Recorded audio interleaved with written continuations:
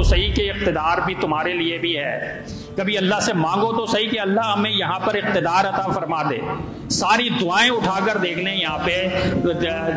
جمعوں کی دعائیں ہوں یا ختم قرآن کی دعائیں ہوں، کوئی یہ کہتا ہو کہ اللہ شہادت کی موت دے دے، یا اللہ ہمیں اقتدار عطا فرما دے، یا اللہ ہمیں طاقتور بنا دے، یا اللہ یہ ظالم اور فاسق اور فاجر لوگ اقتدار کے ایوانوں میں بیٹھے ہوئے ہیں، یا اللہ ہمیں یہ توفیق دے کہ ہم اقتدار کے ایوانوں میں بیٹھیں، ہم جا کر عدالتوں میں بیٹھیں، ہم جا کر ان مناصب پر بیٹھیں جہاں پر فیصلے کیے جاتے ہیں۔ اب وہ کتنا جو ہے نا، یعنی آپ کتنا احتجاج کر لیں، سڑکوں پر نکل آئیں کہ بھائی پاکستان حکومت ان کا بائیکاٹ کر دے، پاکستان حکومت ان پر حملہ آور ہو جائے اور یہ کر دے وہ کچھ بھی نہیں ہو رہا نا،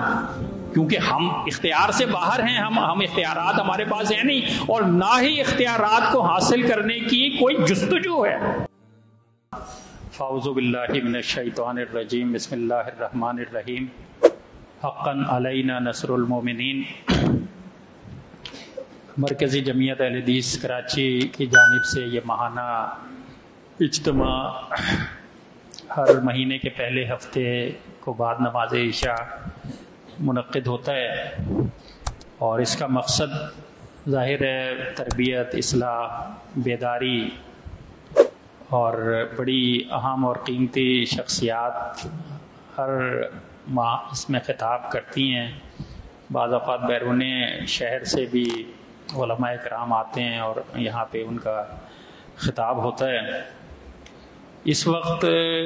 صورتحال جو چل رہی ہے اس میں ہر شخص ظاہر ہے دل انتہائی مغموم ہے، اور جو کچھ غزہ میں اور فلسطین میں ہو رہا ہے، بچوں کے ساتھ، عورتوں کے ساتھ، بوڑھوں کے ساتھ، مریضوں کے ساتھ، ہسپتالوں پر بمباری، پبلک مقامات پر بمباری، اور ایسا لگتا ہے کہ کوئی قانون، عالمی کوئی قانون ہے نہیں اور عالمی کوئی قوت ہے نہیں کہ جو اس ساری صورتحال کو کنٹرول کر سکتی ہو۔ اس حوالے سے ہم امیدیں لگاتے ہیں اور انتظار کرتے ہیں کوئی صلاح الدین ایوبی آ جائے گا، ہم امیدیں لگاتے ہیں کہ اللہ کی کوئی نصرت اترے گی اور مدد آئے گی، اور کوئی ہیرو ہمارے درمیان ابھر آئے گا، پیدا ہو جائے گا۔ لیکن اس سارے تناظر میں آپ کشمیر میں چلے جائیں، عراق میں چلے جائیں، شام میں چلے جائیں، فلسطین میں پہلے بھی رہا، جہاں پر بھی آپ دیکھیں گے آپ کو پتہ لگے گا کہ جتنے ہیروز ابھرے وہ سارے جعلی تھے، کوئی بھی اصلی صلاح الدین ایوبی نہیں تھا۔ اور افغانستان کی صورتحال بھی آپ کے سامنے ہے۔ جب روس نے افغانستان پر چڑھائی کی، اس وقت جو روس اور امریکہ، یعنی روس اور مغرب، یورپ اور امریکہ کی جو ایک سرد جنگ تھی، جاری تھی، اب روس نے ادھر چڑھائی کی تو پاکستان اور اسلامی امہ میں جہاد کا ایک تصور کو اجاگر کیا گیا اور بڑا اس کو بڑھا چڑھا کر پیش کیا گیا،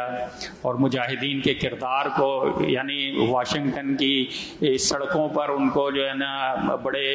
ہیرو کے طور پر لے جایا جاتا تھا، مغرب کا میڈیا ان کو ہیرو کے طور پر پیش کرتا تھا۔ اور وجہ کیا تھی؟ وجہ یہ تھی کہ روس کو شکست دینا تھی، اور جو سامنے آنا بھی نہیں تھا پوری طریقے سے۔ تو بہرحال وہ پاکستان اس میں فرنٹ لائن پر رہا، اور پاکستان کے ذریعے سے وہ وہاں پہ اسلحہ اور ساری سہولتیں فیسیلیٹیٹ ان کو کیا گیا، اور آپ نے دیکھا کہ بہت تباہ کن قسم کی جنگ کے بعد رشیا وہاں سے بھاگ گیا، اور رشیا کے جانے کے بعد پھر مجاہدین جو ہے وہ ان کی آپس میں لڑائیاں شروع ہو گئیں، جھگڑے شروع ہو گئے، اور یہ کئی اشروں پر چلتے رہے،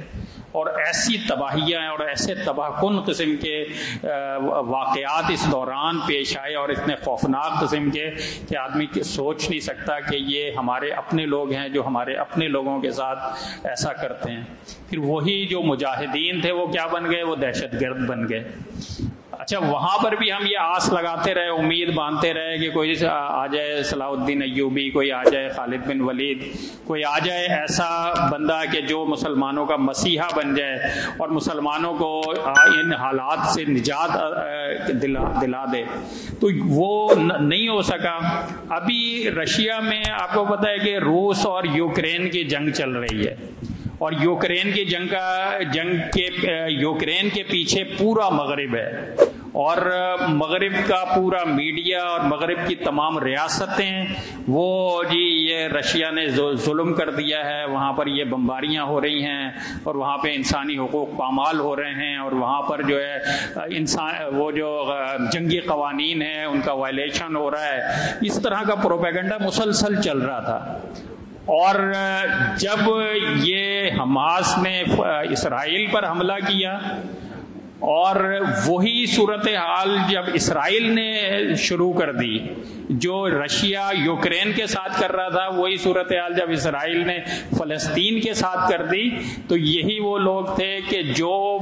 ادھر کچھ کہتے تھے اور ادھر اسرائیل اور ظالم کے ساتھ آ کر کھڑے ہو گئے۔ مسئلہ کیا ہے؟ مسئلہ یہ ہے کہ بھائی ہم جو امت مسلمہ ہے نا، وہ اپنی طاقت کھو چکی ہے۔ اپنا ایمان کی طاقت ایک طاقت ہوتی ہے، دوسرا ایک طاقت جو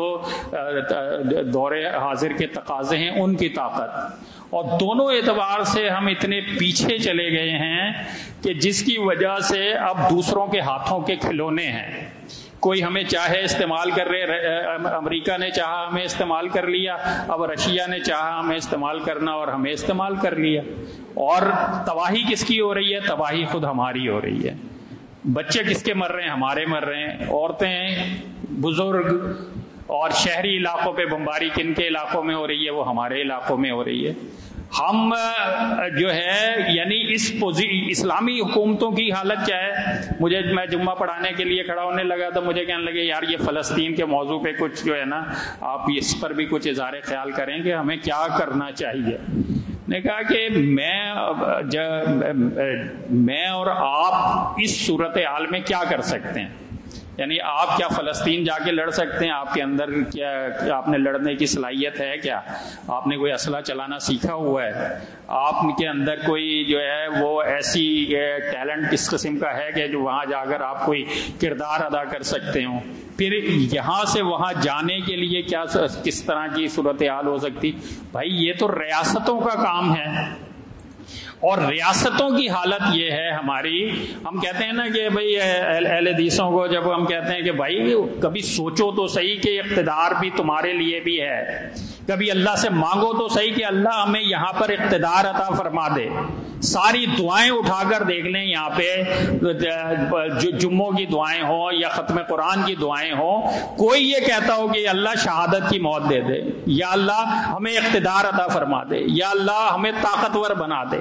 یا اللہ یہ ظالم اور فاسق اور فاجر لوگ اقتدار کے ایوانوں میں بیٹھے ہوئے ہیں، یا اللہ ہمیں یہ توفیق دے کہ ہم اقتدار کے ایوانوں میں بیٹھیں، ہم جا کر عدالتوں میں بیٹھیں، ہم جا کر ان مناصب پر بیٹھیں جہاں پر فیصلے کیے جاتے ہیں۔ اب وہ کتنا جو ہے نا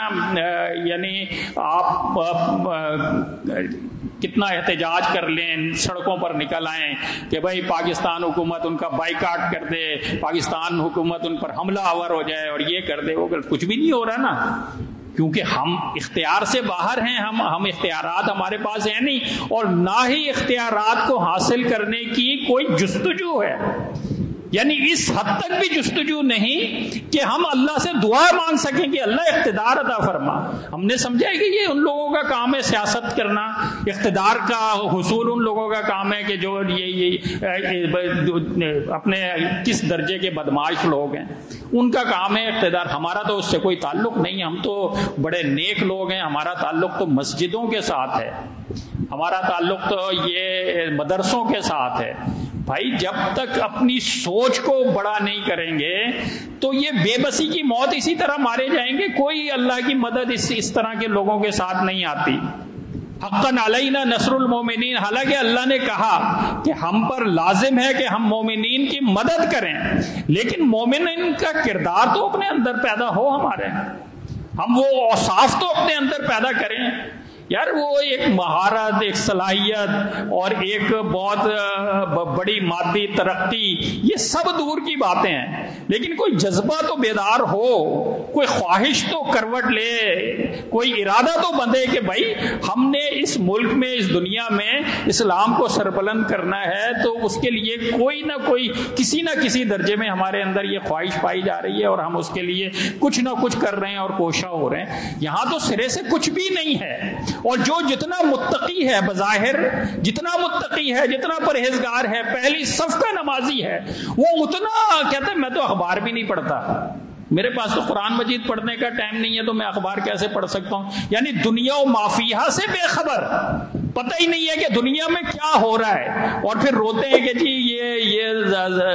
وہاں یہ ظلم ہو گیا، اور وہاں یہ ظلم ہو گیا، وہاں یہ ظلم ہو گیا۔ بھائی یہ ظلم ہوتے رہیں گے، اس وقت تک یہ ظلم ہوتے رہیں گے جب تک آپ اپنے اندر تحریک پیدا نہیں کر دیتے، بیداری پیدا نہیں کر دیتے، اپنے بچوں کو اس کام کے لیے تیار نہیں کر لیتے۔ ہم سب سکون کی نیند سو رہے ہیں، تو وہاں پہ بچوں کے ساتھ کیا ہو رہا ہے، کتنی ظلم، یعنی کیا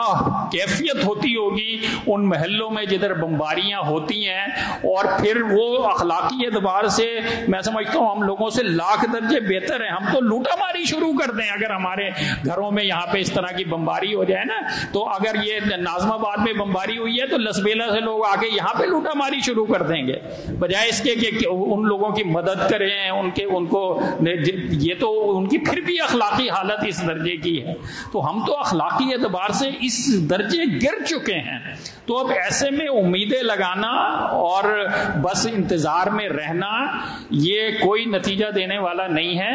اگر کچھ کرنے کا ہے،